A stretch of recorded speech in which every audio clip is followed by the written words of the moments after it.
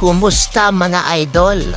Bukas November 24, 7:30 PM, magaganap ang laban ng Gilas kontra sa team ng Hong Kong sa MOA Arena. Kapag natalo ng Gilas ang Hong Kong, pasok na ang ating team sa FIBA Asia Qualifiers sa bansang Saudi Arabia sa 2025. At sigurado ako na mananalo at gagawin lahat ng Gilas team ang kanilang makakaya para manalo sa laban. Sulit ang mga ginawang paghahanda ng Gilas team dahil nanalo nga sila sa team ng New Zealand. Naging maganda ang mga laro ng mga players ng Gilas, katulad na lang ni Scottie Thompson na gumawa ng 12 points, 5 out of 12 shooting na may kasama pang 4 rebounds at 6 assists sa loob ng 33 minutes playing time. Malaki ang naging impact ni Scottie Thompson sa Gilas dahil andon ang puso niya sa laro. Kamakailan niya ay hindi napasama sa huling lineup ng Gilas team si Scottie Thompson dahil may natamo itong injury. Samahan pa natin ang Justin Brownlee na sobrang dominante. Gumawa si Brownlee ng 26 points, 11 rebounds, double-double na may kasama pang 4 assists, 2 steals at 2 blocks. Hindi rin matatawaran ang laro ni JB, talagang nandoon ang puso niya para sa bansang Pilipinas. Ipinakita lang naman ni Justin Brownlee kung gaano kahalaga sa kanya ang Gilas team. Porsigido at dinadala ni JB sa mataas na antas ang Gilas team. At syempre hindi rin papahuli si Chris Newsome na maganda rin ang ipinakitang laro.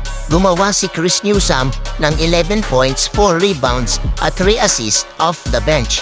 Mas lalo pang hinangaan si Chris Newsome dahil sa tira nito sa 3-point shot. 1 minute mark ng 4th quarter, nabuhayan ng husto ang Gilas team. At eto pa nga ang ating pambato na si Kai Sotto na gumawa ng 19 points, 10 rebounds at 7 assists, almost triple-double. Sobrang ganda at lakas ng laro ni Kai dahil ibinigay ni Kai Sotto ang best niya para manalo ang Gilas. Malaki ang advantage ng Gilas at meron tayong 7'3" na Kai Sotto at 6'11" na Junmar Fajardo na pangtapat sa mga big players na mga powerhouses team.